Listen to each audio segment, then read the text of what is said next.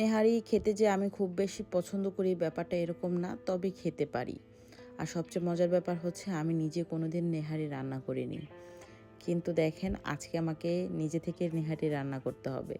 আমি যে খুব শখ করে রান্নাটা করছি ব্যাপারটা এরকম না। তো রান্নার পর আল্টিমেট রেজাল্টটা কী হয়েছে সেটা আপনাদের সাথে শেয়ার করব।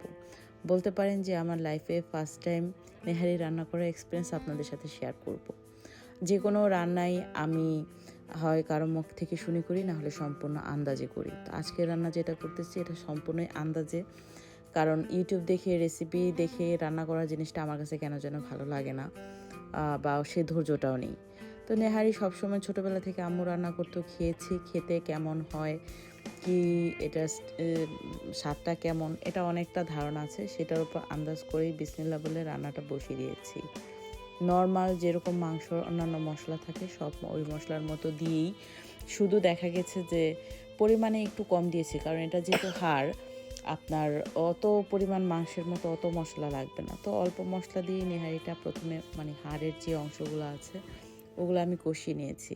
আর যেটা বলছিলাম, এই পায়াগুলো আমার ভাই পাঠিয়েছে। সে 4টা পায়া কিনেছিল বাসার জন্যে, ওইখান থেকে 2টা বাসায় রেখেছে আর 2টা আমার জন্য পাঠিয়েছে। তো যেহেতু চলে আসছে, একটা তো এক্সপেরিমেন্ট করাই যায়। এখন আমার ফ্যামিলি মেম্বাররা যদি এটা খেয়ে পছন্দ করে তাহলেই হলো। যাই হোক, নেহারি হচ্ছে কষানোর পর আপনি অনেকটা পানি দিয়ে চাইলে প্রেশার কুকারে করতে পারেন। আমার যেহেতু প্রেশার কুকার নেই, যার জন্য আমি বেশি পরিমাণ পানি দিয়ে এটাকে ঢেকে অনেকটা সময় নিয়ে রান্না করব। বলতে পারেন 2 থেকে 3 ঘন্টা খুব অল্প আছে, এটাকে শুধু জ্বালানো ছাড়া এখন আর কোনো কাজ নেই। মাঝে মাঝে এসে শুধু একটু নেড়ে দিয়ে দেখতে হবে যে নিচে দিয়ে লেগে যাচ্ছে কিনা, বা এটা আমি যে স্ট্রাকচার চাচ্ছি সেটাতে আসছে কিনা, ব্যাস, আর কোনো কাজ নেই। তো এখন পর্যন্ত যেটা দেখে মনে হচ্ছে যে সব কিছু ঠিকঠাকই আগাচ্ছে আর আমার নেহারিটা খুব ভালোভাবে সিদ্ধ হয়ে গেছে।